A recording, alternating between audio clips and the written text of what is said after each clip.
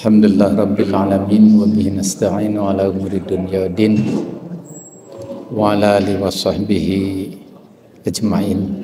Asyhadu an la ilaha illallah wa la syarika lah wa asyhadu anna Muhammadan abduhu wa rasuluh alladzi la nabiyya ba'da.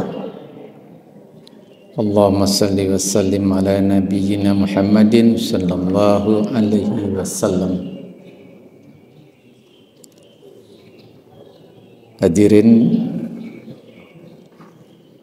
pagi ini suasana terasa berbeda.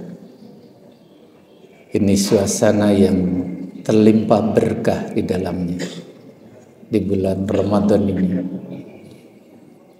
Oleh karena itu bersyukur kepada Allah. Insya Allah Allah limpahkan berkah ini sejak kita bangun sampai tidur, sampai bangun kembali. Pagi ini saya diberi tugas membahas masalah muamalah.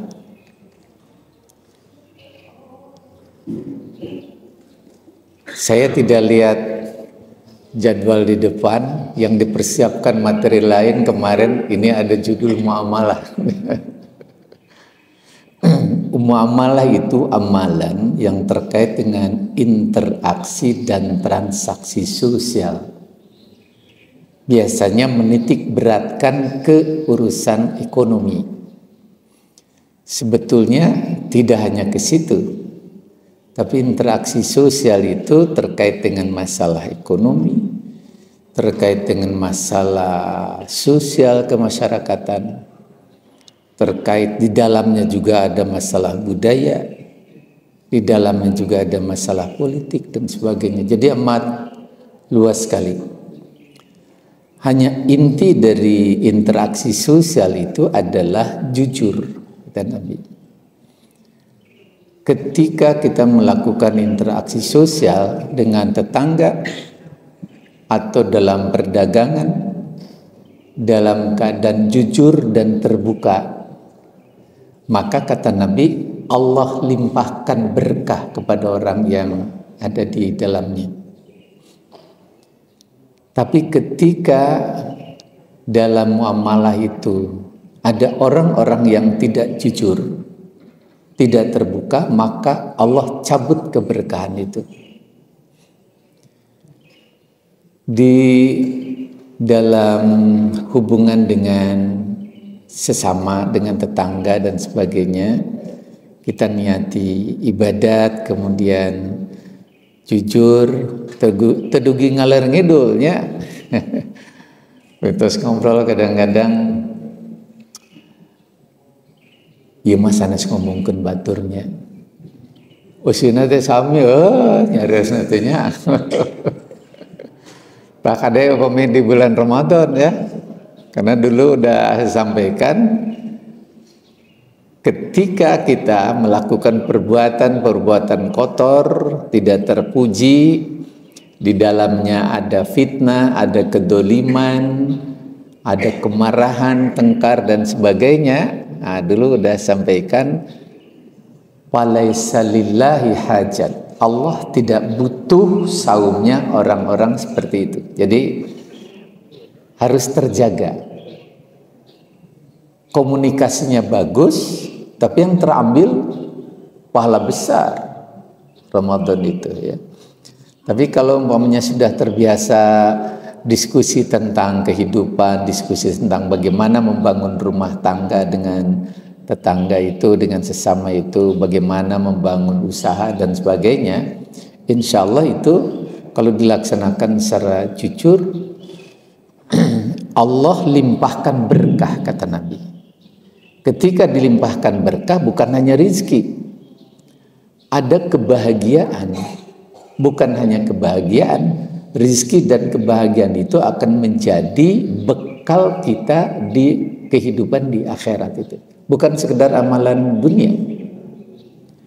Tapi ketika jujur tidak ada, yang ada adalah kemarahan, kebencian, keberpura-puraan, atau umpamanya sikap saling mencuriga dan sebagainya, itu yang ada adalah azab dari Allah. Umpamanya dalam hubungan sosial dengan tetangga. Ada seorang sahabat menyampaikan, "Ya Rasul, tetangga saya ini ibadatnya bagus. Kalau di bulan Ramadan barangkali bukan hanya sekedar sholat, tapi juga membaca Al-Quran. Bukan sekedar membaca Al-Quran, tapi juga beramal soleh dan sebagainya. Tapi kepada tetangga ini buruk ya Rasul. Jadi ibadahnya bagus, dengan tetangga ini tidak baik." Apa kata Nabi? Neraka. Ada juga ya Rasul katanya ibadatnya biasa-biasa saja, tapi dia amat baik pada tetangga. Apa kata Nabi? Wajabat alaihil jannah. Wajib dia masuk surga. Wajabat itu. Masuk surga. Yang bagaimana yang baik itu? Yang tidak menyakiti sesama. Karena itu yang paling utama bukan penyampaian, tapi yang paling utama maksudnya bukan hanya bicara tentang materi yang dibicarakan, tapi metodenya bagus sehingga tidak menyakitkan. Nah, ketika tidak menyakitkan dan membuat orang menjadi nyaman, insya Allah itu yang kata Nabi disebut wajabat alihil jannah. Dia baik sekali sama tetangga itu. Umpamanya pendekatannya wayadra'una bil hasanati sayyi'at. Bagaimana dia membalas keburukan dengan kebaikan. Itu dalam Ar-Ra'd, salah satu ciri orang yang akan dimasukkan dalam surga Aden itu dari 8 ciri. Ciri terakhir yang 8, wayadra'una bil hasanati sayyi'at. Seseorang, apakah itu suami, istri, anak-anak, tetangga, teman kerja dan sebagainya, ketika dia membalas keburukan orang dengan kebaikan, itu salah satu ciri dia mendapatkan kunci surga Aden itu. Tentu amalan ibadat yang lain yang tidak ditinggal ya gitu. Tapi ini sulit karena ini puncaknya. Membalas keburukan dengan kebaikan. Orang dicaci, disisilan, dibentak, ditajong, pokoknya gitu ya. Oh pokoknya untuk arawon lah gitu ya. Terus kurang tadi paparin kopinya gitu ya. Paparin tuangan, sesah gitu teh. Sesah. Tapi itu membalas keburukan dengan kebaikan. Nah, ketika kita berbuat baik, orang membentak, hati kita tetap tenang, kemudian dibalas dengan kebaikan, dia dibantu umpamanya, itu bukan hanya sekedar dapat menurunkan tensi kemarahan dia, bukan sekedar dapat mengubah musuh menjadi sahabat, tapi itu orang yang disiapkan oleh Allah memiliki kunci surga Aden itu. Dari 8 ciri itu, ciri yang itu adalah membalas keburukan dengan kebaikan. Latihannya gimana? Di bumi bahela. Bapak pemistri ngomel tanya, ayo ngomel. Keluarga dompet bapak teh. Sanes artos bon. Nah, itu membalas keburukan dengan kebaikan. Pada saat orang-orang berbuat buruk pada kita, apakah itu sikapnya yang tidak bagus, perilakunya, pemikirannya yang tidak bagus, tak bapak seperti tadi, dompet keluar 100.000 teh salah satu bentuk pahala terbesar, di mana boleh jadi Allah memasukkan ke wayadruna bil hasanati sayyi'at, membalas keburukan dengan kebaikan. Kunci surga Aden, kunci surga Aden. Tapi sesah, mari dinanya yang ngadungnya ya. Di payunan mah mohon, tos kapengker, seperti pimpinan marah. Ketika marah pada saat kita dimarahi oleh orang, ya, apakah di rumah, di kantor, atau di mana, itu yang pertama kesempatan doa kita dikabulkan, makbul. Apa sebab? Salah satu orang yang doanya dikabulkan oleh Allah adalah ketika orang itu didolimi orang. Dimarahi kan didolimi. Satu itu. Yang kedua tadi, kemudian kita berbuat baik, bukan hanya disebutkan sebagai orang-orang yang saleh, tapi juga dihargai oleh Allah dalam surga. Dan itu bagaimana kita bisa bersikap seperti itu? Sanes diapalkan, kedah dilatih. Sursi ibu teh hafal eta mohon apal mah tapi dilatih nanti diamalkan henteu. Islam mah sanes tahu. Sanes tahu. Tos terang abdi mah, nah sanes terang. Tapi mau dan mampu. Terang sih terang. Bagaimana mengamalkannya? Karena nilai satu ilmu bukan saat diterima ilmu itu. Lebat di otak, simpan di otak, sanes. Nilai satu ilmu ketika diamalkan. Nah, karena itu dalam konsep itu, orang yang sukses bukan orang yang bisa kerja, tapi orang yang mampu bekerja, yang menyenangi pekerjaan, yang mencintai pekerjaan. Bukan hanya, jadi kalau bisa mada nusana sih bisa. Terang nusana sih terang gitu ya. Nah, kita kelasnya bukan sekedar tahu, bukan sekedar bisa, tapi kelasnya mudah-mudahan kita sudah mencintai, menyenangi, dan mampu mengamalkan. Itu kelas atas. Kelas S3 lah, terus menyenanginya gitu. Terus menyenangi. Nah, pada saat kita melakukan hal seperti itu, bagi lingkungan nyaman, bagi kita nyaman. Umpamanya dalam hubungan sosial, ekonomi dan sebagainya, orang membuat teori-teori, padahal kalau dihubungkan dengan konsep keislaman, umpamanya excellent service, sistem pelayanan prima, sistem pelayanan unggul. Kalau kita menghadapi customer, kita menghadapi pelanggan, tidak boleh disakiti, tidak boleh ini. Kalau niatnya hanya transaksi ekonomi, lebar. Tapi ketika niatnya ibadat kepada Allah, bukan hanya Allah turunkan rizki dalam memberikan pelayanan prima itu, tapi juga Allah akan memberkahi dia. Sekarang betul-betul perhatikan, karena dalam dunia ekonomi sudah beranggapan bahwa perusahaan itu bukan modal, perusahaan itu bukan mutu SDM yang bagus, perusahaan itu bukan gedung yang bagus. Perusahaan itu adalah customer. Gedung bagus, ekonomi modalnya kuat, SDM-nya bagus, pelanggan tak aya, wal tiasa.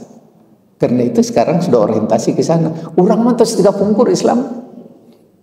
Orientasinya bagaimana menyelamatkan kita melalui orang, bagaimana membahagiakan kita melalui orang. Sanes melalui diri sendiri, sanes.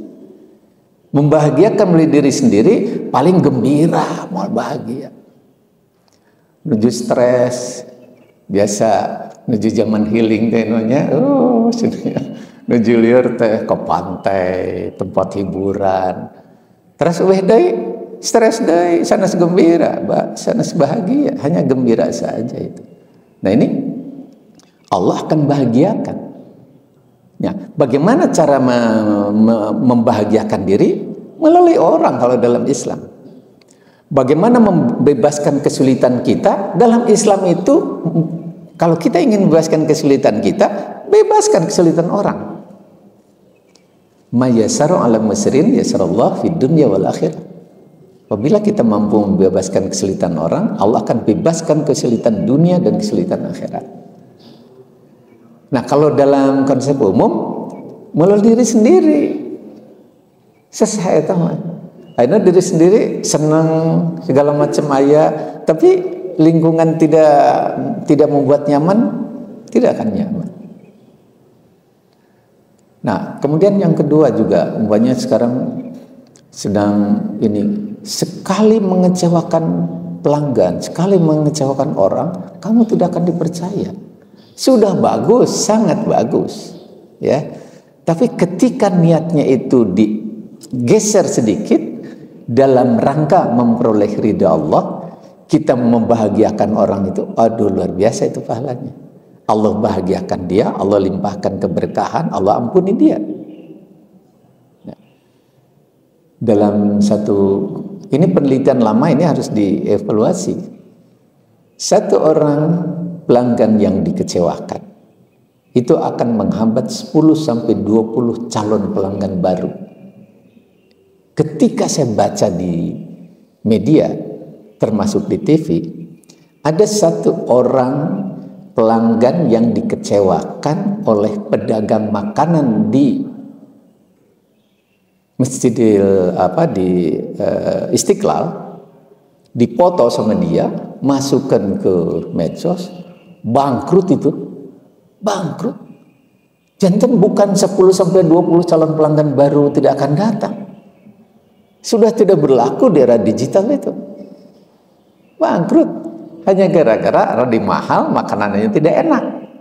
Kerteraos dimahalkan. Nah, kalau kita umpamanya punya anggapan pemikiran lama atau tertinggal. Nah, kita ini sekali lagi prinsip dalam kehidupan sosial termasuk ekonomi, termasuk politik, prinsipnya antarodim minkum, suka sama suka. Saya suka, Anda suka. Prinsipnya bagaimana? Tidak membohongi, tidak membohongi. Nabi umpamanya dalam berdagang, Nabi sampaikan harganya sekian, Anda akan memberikan keuntungan berapa? Itu sebelum diangkat jadi Nabi, kan Rasul jadi pedagang ulung juga. Ini dipraktekkan oleh salah seorang teman almarhum. Dia jualan ban di jalan ke Braga itu, ban mobil gitu ya. Dia tidak menyebutkan berapa, tapi saya beli sekian, Anda mau beri keuntungan ke saya berapa? Itu ternyata oleh Allah, bukan oleh pedagang, oleh pembeli, oleh Allah dilimpahkan rezekinya. Sampai ruko yang tadinya nyewa, dia bisa beli itu. Dia bisa beli. Saya sekian beli, Anda akan beri keuntungan berapa? Jadi senang dia datang ke sana itu, yakin tidak dibohongi. Yang kedua, ibadat. Antara dimingkum. Apakah dalam dunia politik juga harus begitu? Sama, antara dimingkum. Hanya dasarnya bukan sekedar suka sama suka. Dasarnya dalam Islam adalah as-sidik. Jujur dia. Jujur dia. Jadi kalau dia suka sama suka, dia tidak boleh membohongi. Kalau membohongi ketika dia melakukan muamalah, maka kata Nabi, saya katakan tadi, Allah cabut keberkahannya itu. Suami istri ketika melakukan, katakanlah membangun rumah tangga melalui kegiatan muamalah dan sebagainya, di dalamnya ada dusta, Allah cabut itu keberkahan dari rumah itu. Tapi ketika jujur, ketika saling mengiyakan, suka sama suka, Allah berkahi itu. Ketinggalin mah biasa-biasa wae bumi teh, tapi nyaman, bahagia, berkah Allah itu. Perusahaan teh ketinggalin mah biasa-biasa wae, tapi majeng ini. Karena Allah berkahi itu. Nah, ketika kita melakukan muamalah dasarnya jujur, kemudian dasarnya adalah suka sama suka, insya Allah maju. Siapa yang memajukan? Allah Subhanahu wa Ta'ala. Ketika jujur, orang percaya. Dulu saya sampaikan, harga kepercayaan itu lebih mahal dari harga jabatan, lebih mahal dari harga gelar, lebih mahal dari harga kekayaan.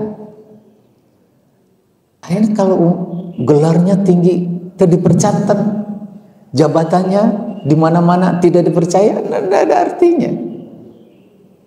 Orang kaya, orang terkemuka tidak dipercaya, tidak ada artinya. Karena itu dari jujur lahir kepercayaan. Kepercayaan itu modal utama dalam kehidupan. Siapa yang bisa jujur dan dipercaya adalah orang yang mampu mengendalikan ketika melakukan interaksi sosial, mengendalikan diri. Sana mengendalikan orang. Mengendalikan orang mengambil pemugadu kekuasaannya, tapi mengendalikan diri itu yang susah. Dalam Islam, sukses itu bukan kemampuan mengendalikan orang, tapi kemampuan mengatur dan mengendalikan diri. Sabar. Itu dalam Islam itu. Karena itu sabar itu kunci kemenangan. Kata Nabi, di balik kemenangan itu ada kesabaran. Jadi kunci kemenangan bukan pengetahuan. Kunci kemenangan, kata Nabi, adalah kesabaran. Kemampuan mengendalikan diri. Apakah kemenangan di lingkungan rumah tangga, membangun rumah tangga yang sakinah? Kuncinya sabar. Berinteraksi sosial, kuncinya sabar. Termasuk dalam ekonomi, dalam budaya, dalam pendidikan, dalam politik, kuncinya sabar. Ketika kesabaran tidak ada, yang ada adalah kemarahan, kebencian, berburuk sangka. Itu sumber kegagalan itu. Sumber kegagalan itu tidak bisa baca tulis. Sumber kebodohan itu sanes tidak bisa baca tulis juga. Sumber kegagalan, sumber keterbelakangan adalah ketidakmampuan mengendalikan diri itu. Ya. Marah itu sumber kebodohan. Puncak kebodohan adalah kemarahan yang tak terkendali.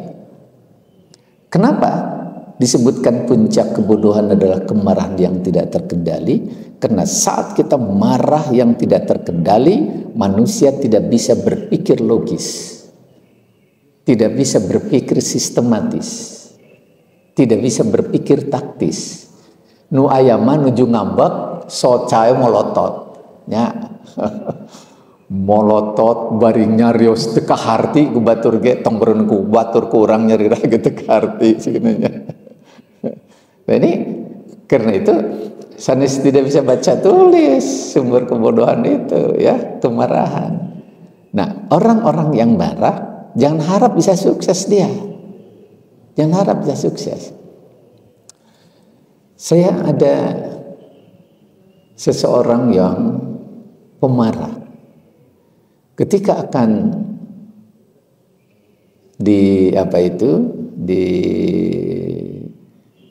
diberikan posisi, itu lingkungan sekitarnya itu bicara, jangan gede amak saya mah, keliur sekarang. Padahal aduh pinter dia, pinter, tapi ditentang, terjantan. Itu kan sumber kegagalan. Pinternya iya, gelarnya iya. Tapi karena yang tadi tidak kunci kemenangannya tidak dimiliki, yaitu kesabaran, yaitu sulit. Kalau yang dua tidak ada, yang ada adalah pertengkaran demi pertengkaran. Kehancuran lingkungan sosial, interaksi sosial, apakah itu dalam kehidupan bermasyarakat biasa, dalam transaksi ekonomi, sosial, politik, sumber kehancuran itu ketika terjadi pertengkaran yang berkepanjangan. Dalam Al-Anfal 46 disampaikan, Ati'ullah wa atir Rasul. Taatlah kepada Allah, taatlah kepada Rasul. Wala tanaza'u, jangan kau bertengkar. Fatabshalu wa tadhhabar rihukum. Bila kamu bertengkar, aku cabut kekuatan darimu dan aku bikin lemah, kata Allah. Wasbiru, sabarlah kamu. Innallaha ma'as-sabirin. Al-Anfal 46. Allah bersama orang yang sabar. Sanes bersama orang yang pintar, ya, bersama orang sabar. Innallaha ma'as-sabirin. Allah bersama orang-orang yang sabar. Nah, Kenapa dilarang bertengkar? Disebutkan dalam Al-Anfal, ketika bertengkar terus-menerus, patab selalu aku bikin lemah kau. Watadhabar rihukum, dan Allah cabut, Allah hilangkan kekuatan darimu. Jadi ketika ada orang yang bertengkar terus-menerus, kemudian dia jatuh, sanes tidak berarti pintar. Sanes tidak berarti pintar, tapi kenapa jadi mundur? Dicabut kekuatannya oleh Allah. Karena itu saya berpandangan tidak ada keluarga yang maju yang dibangun oleh pertengkaran demi pertengkaran. Segalanya komplit, mobilnya enggal ngeridit, komplit semuanya. Tapi ketika bertengkar terus-menerus tidak nyaman, di masyarakat. Silakan lihat di lembaga, apakah di partai politik, di lembaga sosial, di perusahaan mana yang maju yang dibangun oleh pertengkaran? Tidak ada. Politik acak-acakan, ketinggalilah kurang kesaksikannya kemarinnya. Apakah ada negara yang maju dibangun oleh pertengkaran demi pertengkaran? Perhatikan Soviet, luar biasa luasnya, bertengkar terus-menerus, pecah jadi 15 negara kecil. Indonesia orang pada kita, karena kekuatan kita ini bukan, kalau umpamanya di Indonesia, bukan di APBN, kekuatan kita bukan di infrastruktur dasarnya, bukan. Kekuatan kita itu di tumbuhnya persatuan dan kebersamaan. Siapa dia? Tumbuhnya sikap saling mengerti, saling percaya, saling memajukan. Di rumah tangga sami gitu. Itu kekuatan dasar yang dianggap sesuatu yang biasa-biasa saja. Oh, bukan biasa-biasa itu. Itu kekuatan dasar. Nah, dalam muamalah, siapa yang bisa membangun kebersamaan ialah orang yang saling percaya. Siapa yang saling percaya? Orang yang jujur tadi. Orang jujur, saling percaya, kemudian dia punya keinginan saling memajukan. Pemidi Sunda mah aya istilah orang kudu bisa saling nitipkan diri. Nah, ada saya tadi nitipkan diri. Jadi kita kalau ada kesulitan dibantu orang ada kesulitan dibantu oleh kita. Maju. Hakikatnya bukan dia yang memajukan, Allah yang memajukan karena tumbuh kebersamaan. Dulu saya sampaikan, siapa yang diangkat derajatnya oleh Allah adalah orang yang saling mencintai karena Allah, bukan karena kekeluargaan. Dalam satu hadis, dulu saya sampaikan, kalau salah di sini sampaikan, di hari kiamat ada orang yang disejajarkan oleh Allah dengan para nabi, dengan syuhada. Padahal dia bukan nabi, dia bukan syuhada, tapi disejajarkan dari kiamat. Dia bercahaya dan sumber dari cahaya itu. Bayangkan, ningali bercahaya listrik, ini bercahayanya itu keluar dari badan. Apalagi nanti di hari kiamat, umat Islam ini yang akan diberikan syafaat oleh Nabi Sallallahu Alaihi Wasallam itu mukanya bercahaya, mukanya bercahaya. Saya sependapat dengan Pak Ustadz Adi Hidayat, ketika membasuh muka dalam hati, ya Allah, cahayakan muka saya di hari kiamat untuk mendapatkan syafaat dari Rasulullah. Ini di badannya bercahaya dan sumber dari cahaya, kata Nabi. Dan nabi-nabi sebelumku iri dengan dia. Siapa dia ya Rasul? Kata Nabi, dia adalah orang yang saling mencintai karena Allah, bukan karena kekeluargaan dan bukan karena harta benda. Ya. Karena Allah, bukan karena kekeluargaan dan bukan karena harta benda. Ibu-ibu kalau cinta suami sampai tanggal 7, itu sanes karena Allah ya. Yang karena Allah itu cinta sampai tanggal 30. Tanggal 8 terus liar dehnya. Itu sanes cinta karena Allah itu ya. Karena ekonomi, karena kekeluargaan. Nah, ketika itu dibangun di dunia maju, umpamanya membangun rumah tangganya maju, membangun perusahaan, perusahaannya maju, membangun politik, politiknya maju, membangun kehidupan sosial keagamaan dia maju. Dari mana? Tumbuhnya sikap saling percaya, tumbuhnya sikap saling mengerti, sikap saling memajukan. Siapa dia? Di dalamnya ada orang yang saling mencintai. Siapa yang bisa saling mencintai? Orang yang saling percaya. Siapa yang bisa menumbuhkan sikap saling percaya? Orang-orang yang jujur. Karena itu inti dasar dari muamalah adalah kejujuran. Dan bahkan dalam hadis Muslim disebutkan as-siddiq, kejujuran itu yahdi ilal bir. Ketika jujur, suami jujur, istri jujur, tetangga jujur, pemerintah jujur, yahdi ilal bir. Allah akan tunjukkan, Allah akan berikan kebaikan. Orang-orang yang mudah berbuat baik itu adalah orang-orang yang jujur. Bukan orang-orang yang terampil, orang-orang yang jujur. Dimudahkan oleh Allah melakukan kebaikan-kebaikan itu. Wal bir yahdi ilal jannah. Dan orang-orang yang jujur itu ditunjukkan oleh Allah untuk masuk ke surga. Jadi jalan surga itu jujur, baik, surga. Tigang itu lebet katol ya. Gangnya jujur, lebet katol. Tolnya itu baik. Kemudian menuju jalan ke surga.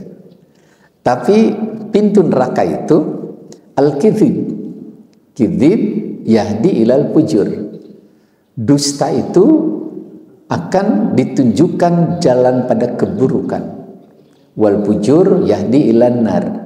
Dan orang-orang yang buruk itu ditunjukkan, dimasukkan ke dalam api neraka. Jadi jalan itu ada dua, as-siddiq, al-kizib, jujur, dusta. Jujur masuk kebaikan, kebaikan surga. Dusta masuk keburukan, keburukan neraka. Jadi hanya dua jalan dalam kehidupan sosial, dalam bermuamalah. Tinggal milih mau yang mana. Semuanya bersiko. Mau jadi orang jujur, orang baik bersiko. Mau jadi orang buruk, orang yang berdusta bersiko. Mau jadi polisi bersiko, polisi harus kerja keras. Mau jadi copet pun bersiko, kerja keras. Tuh ya copet anu tidak kerja keras, sukses dia ayahnya.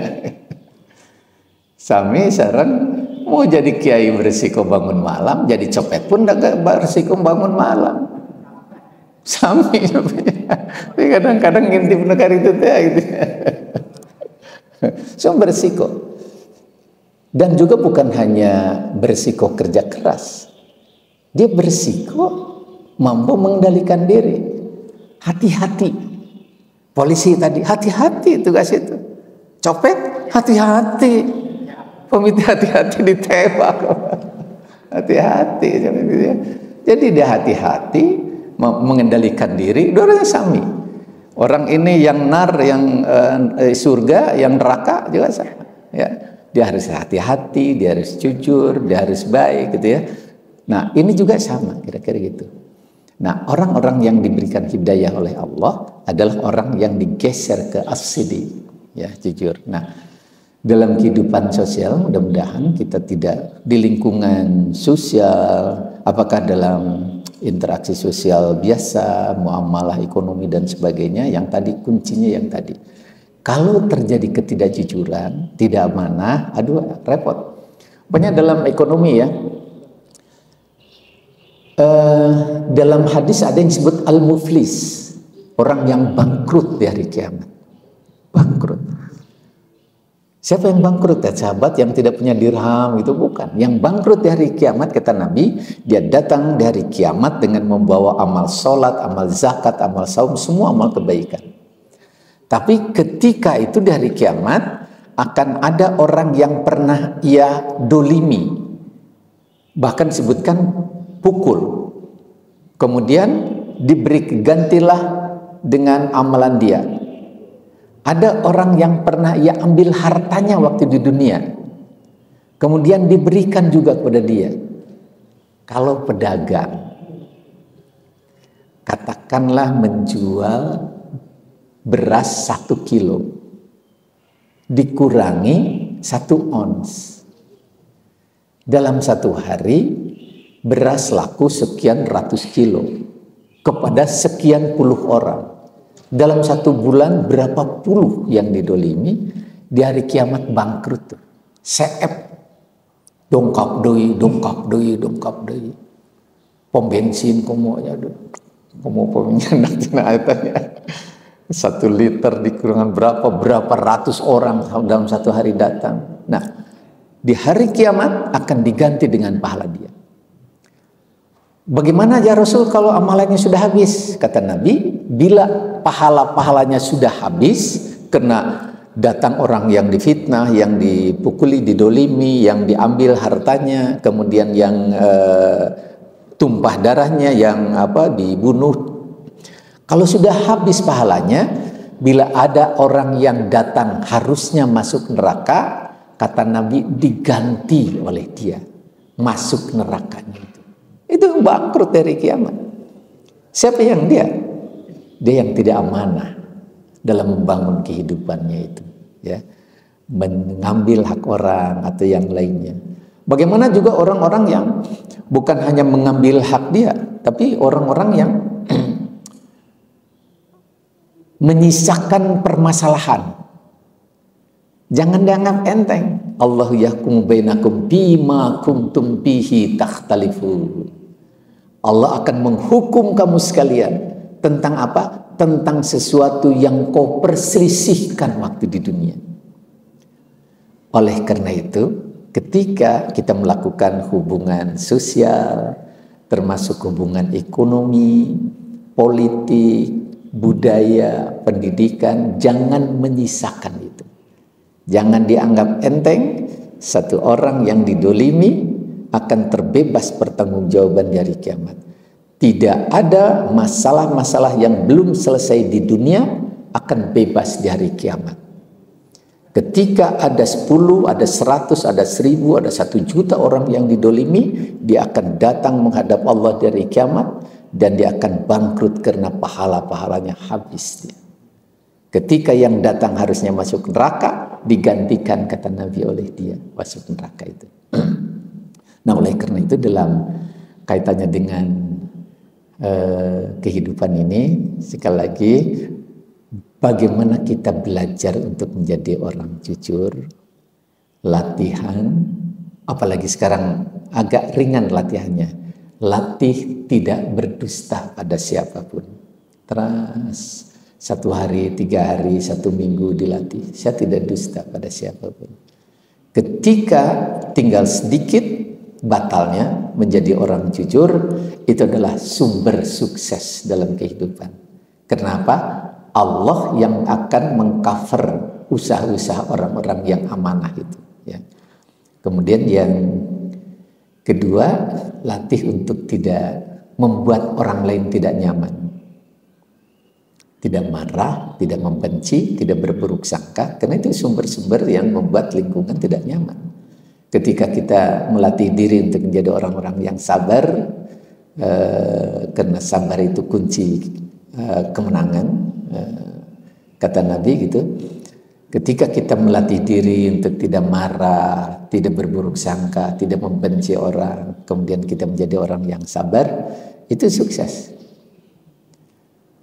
Itu sulit dilakukan, lebih sulit daripada mencari ijazah. Ya, lebih sulit dari mencari ijazah.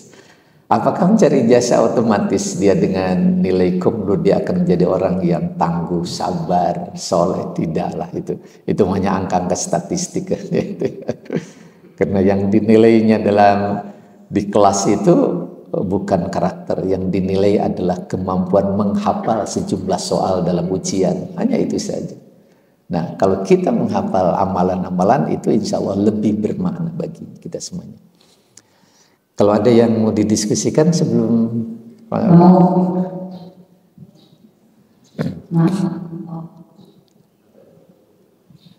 mangga ke ibu-ibu. Ada penjelasan yang pertama di masyarakat ada satu ungkapan, semoga umur panjang dan barokah, semoga rezeki yang barokah. Satu itu apa yang pemberian barokah sana. Kedua, tadi kan apabila kita menyakiti atau mendolimi orang, seperti contohnya yang di Istiqlal itu masjid yang membangunkan pedagang itu, apakah orang itu menjadi bersama? Ketiga, apabila kita dibenci atau dimusisi tetapi tidak tahu apa masalahnya, jadi kan bisa mengatakan harus membebaskan orang itu dari orang yang masalah. Terima kasih. Mangga di sana. Assalamualaikum warahmatullahi wabarakatuh. Assalamualaikum. Tadi dikatakan bahwa kita senantiasa harus jujur dan sabar. Seandainya kita dipertontonkan dengan kemungkaran dan kemunafikan serta kebohongan, sejauh mana ruang kita untuk menegakkan amar ma'ruf nahi munkar? Apakah kita harus tetap sabar? Yang keduanya, sekarang kan sudah segala sesuatu dengan HP. Nah, dalam interaksi sosial, apakah HP itu sangat mengganggu? Karena kalau seandainya kita silaturahim itu seolah-olah sudah cukup dengan HP. Bagaimana itu menyikapinya? Itu saja, terima kasih. Masih ada? Mangga.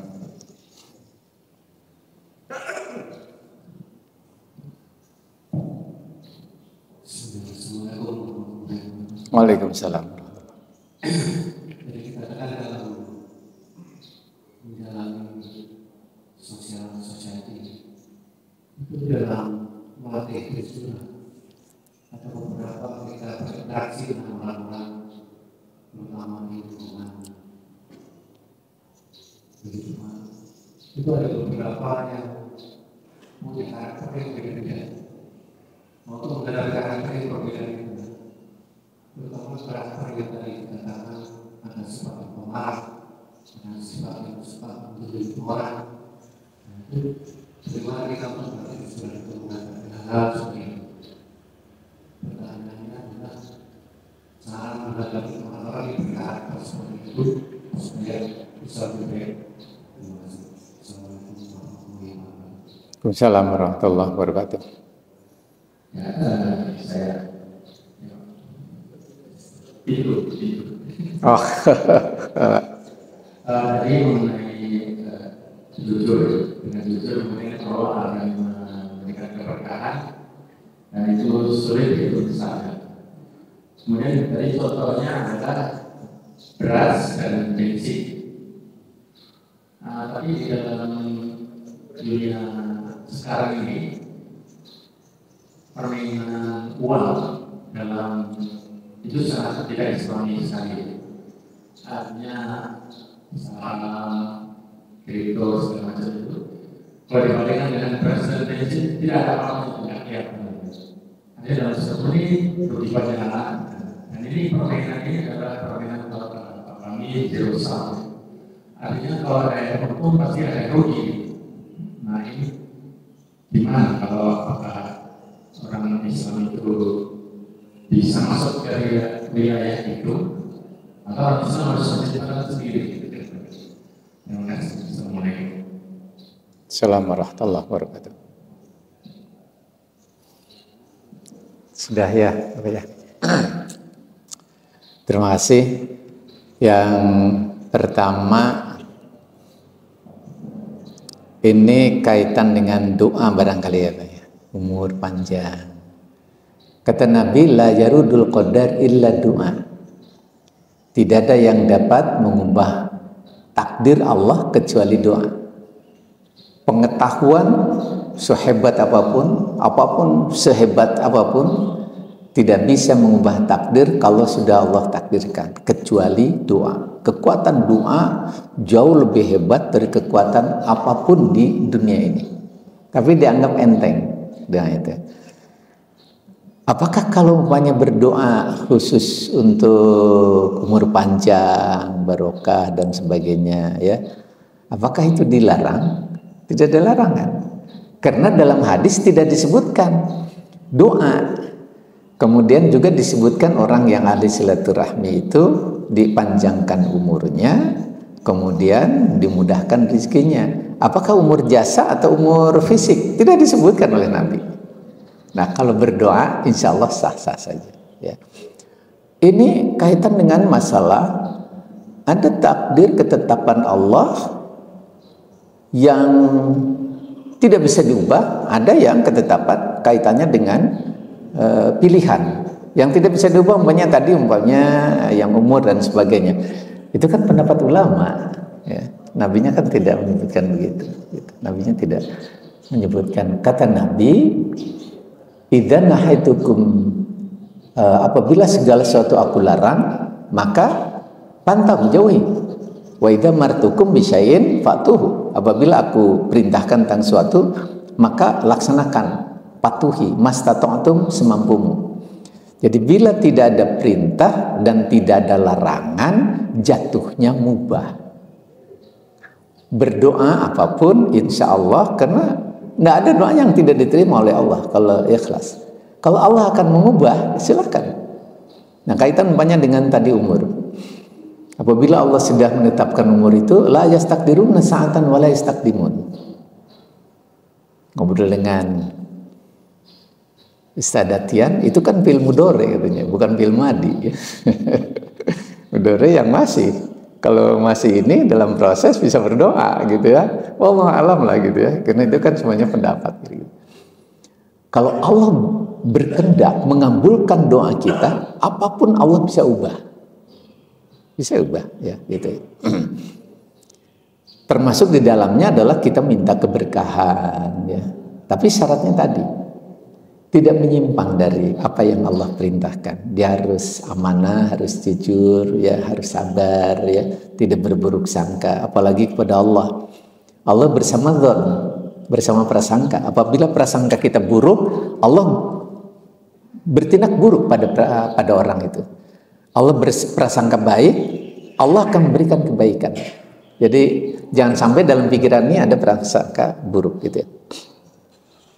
Kemudian yang membangkrutkan, kemudian ya katakanlah orang-orang yang berbuat dolim bangkrutkan, apakah itu yang terjadi sekarang di Palestina, di Gaza ya,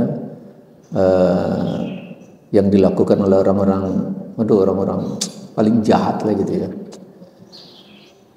Sebetulnya yang diuntungkan itu kalau dalam pandangan yang bersangkutan untuk akhirat, dia yang diuntungkan. Insya Allah surga itu. Orang yang dibangkrutkan, orang yang dolimi, dibunuh dan sebagainya, dia niat berjuang mempertahankan agama Allah, insya Allah surga. Bagi yang bersangkutan nih. Tapi bagi yang melihatnya, aduh gimana? Insya Allah bagi yang bersangkutan itu adalah keberuntungan.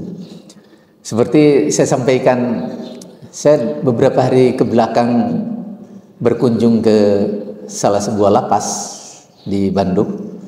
Ya, ini saya didolimi, dihukum, ini. Kata saya, Bapak ini diselamatkan oleh Allah. Kalau tidak masuk lapas, mana bisa tahajud, ngaji Quran, ya, berjamaah. Ya. Itu diselamatkan oleh Allah. Kalau di hari kiamat dibalasnya, siapa yang bisa nolong? Gitu ya. Jadi takdir Allah itu boleh jadi menurut kita tidak nyaman, Tapi semua takdir Allah, kata Nabi, semua baik. Jadi tidak ada takdir yang diberikan kepada orang yang beriman, takdir yang buruk, semuanya baik. Termasuk yang tadi, ya, orang-orang yang dibangkrutkan dan sebagainya. Kemudian yang kaitan dengan masalah kebencian dan sebagainya, kemudian dia harus intinya bagaimana agar kita nyaman dengan orang. Jangan berburuk sangka pada orang. Berburuk sangka itu capek. Berburuk sangka capek. Ibu-ibu berburuk sangka pada tetangganya, badannya gali sayur, pas dibuka, alah ya si eta lebet. Pas keluar tukang sayurnya terus angkat, jadi tekenging. Orang lain bisa tidur, ya, nyenyak. Kita yang berburuk sangka mikir manehna we gitu ya. Gelo si eta. Padahal si ibu mantu nyebat gelo. Jadi tidak berburuk sangka, insya Allah kita akan bisa menjadi orang yang nyaman, sahabat. Sekali lagi dalam Islam, kalau kita ingin bahagia, bahagiakan orang. Kita ingin bebas dari kesulitan, bebaskan orang. Allah bersama hambanya selama hambanya menolong sesamanya. Innallaha fi aunil abdi madamal abdu fi auni akhihi. Jadi kita akan ditolong kalau kita sudah nolong. Kalau kita akan berdoa, ingin doanya makbul, tolong dulu orang. Ketika kita sudah nolong orang, berdoa. Karena kata Nabi, Allah bersama hambanya, menolong hambanya selama hambanya menolong saudaranya. Waktu semakbul ditolong ke Allah nanti, gitu ya. Jadi kalau kita ingin nyaman, nyamankan orang. Ingin bahagia, bahagiakan orang. Ingin bebas dari kesulitan masa depan, bebaskan orang dari kesulitan itu. Itu prinsip Islam. Nah, juga yang kedua memang ya kaitan dengan masalah jujur, masalah sabar, masalah kemungkaran. Bagaimana caranya agar kita tidak menjadi orang-orang yang bukan pemarah yang tadi? Dilatih kedah nanti. Dulu dalam pertemuan keberapa saya memberi tugas kepada bapak-bapak, ibu-ibu. Duka apa lulus atau tidak ya?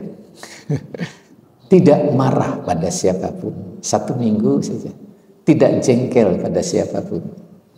Kalau masih banyak batalnya, latih lagi, sehingga kita bisa hidup tanpa dendam dan kebencian pada orang itu.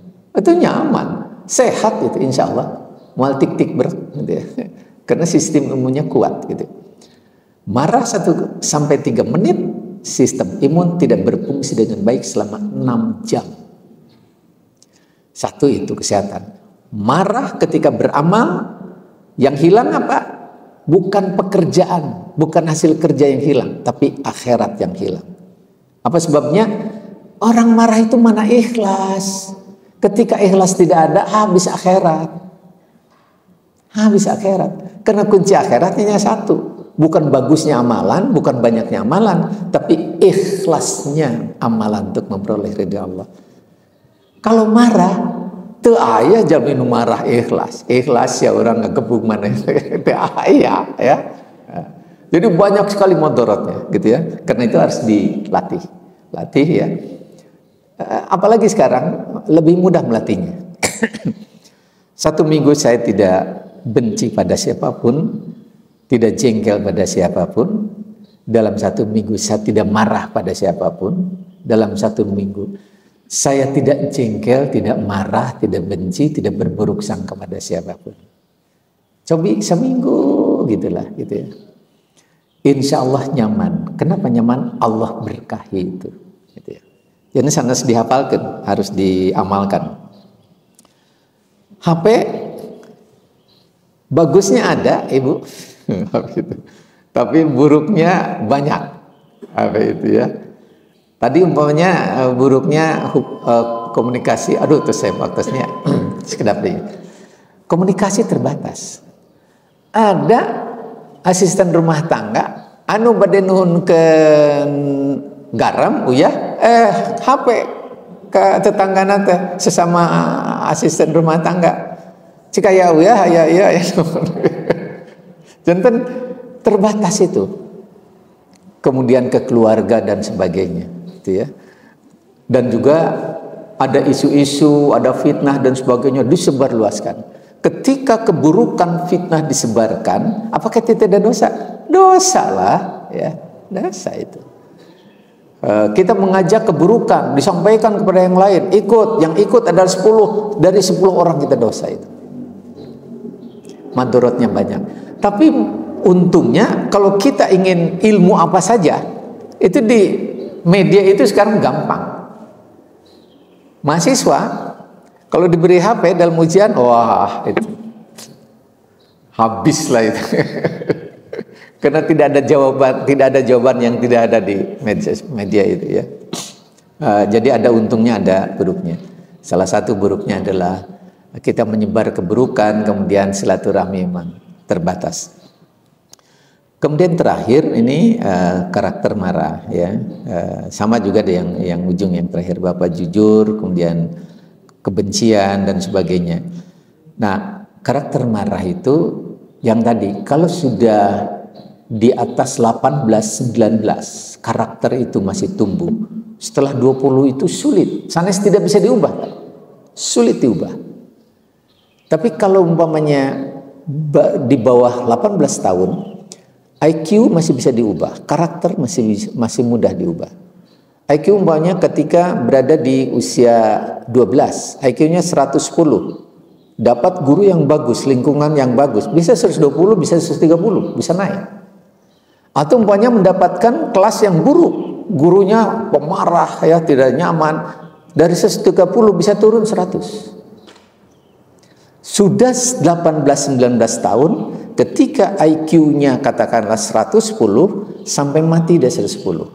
Yang naik turun hanya pengetahuan dan keterampilan saja. Karakternya sama begitu. Tapi orang bilang kalau umpamanya sudah 20 tahun seperti itu karakternya, nggak bisa diubah. Saya bilang masih bisa, tapi sulit diubah. Dengan dilatih kayak tadi, insya Allah sambil berdoa kepada Allah Subhanahu Wa Taala, insya Allah bisa menjadi karakter yang baik. Hari ini banyak nukedah ngambek, ulah ngambek ke lain, seminggu ulah ngambek. Terus sampai ketika kita tidak marah, tidak membentak orang, tidak membenci orang, ke orang ini jadi baik. Ternyata kebaikan tanpa marah, tanpa bentakan, tanpa kebencian itu 3 kali lipat lebih cepat mengubah orang daripada kita mengubah dengan bentakan. Kita mengubah dengan kebaikan 3 kali lebih cepat. Karena itu saya bilang proses menguasai tanpa merasa dikuasai adalah melalui kebaikan. Siapa yang dia? Dia bukan pemarah, dia bukan pembentak gitu ya. Saya yang temukan itu kait strategi kebaikan, luar biasa kebaikan itu bisa mengubah musuh menjadi sahabat, mengubah lawan menjadi kawan. Itu dengan kebaikan. Idfa billati hiya ahsan, bantah orang lain dengan cara yang paling baik, bukan dengan cara baik, bukan cara yang paling baik, kata Allah gitu. Sama masalah ini ya, kejujuran, kaitannya dengan masalah permainan ekonomi, saham dan sebagainya. Sekarang sulit memang dalam kehidupan sekarang ini, kecuali semuanya jujur, kecuali semuanya berbasis pada iman. Ketika bisnis ditempatkan di atas iman, sulit kita menjadi orang baik. Ketika sukses ditempatkan di atas iman, sulit menjadi orang baik. Karena itu sukses, amal pekerjaan, sukses harus ditempatkan di bawah iman. Ditempatkan di bawah hati nurani. Mudah dikontrol. Ini bagus enggak? Kata iman, dosa loh. Kata hati, tidak baik loh. Gitu. Jadi karena itu tempatkanlah itu di situ. Mohon maaf ini waktunya sudah habis. Mudah-mudahan Allah memberkahi kita semuanya, menjadikan kita menjadi orang-orang yang disayang oleh Allah Subhanahu wa taala. Rabbana atina fid dunya hasanah wa fil akhirati hasanah wa qina adzabannar. Astagfirullah li wa lakum. Assalamualaikum warahmatullahi wabarakatuh.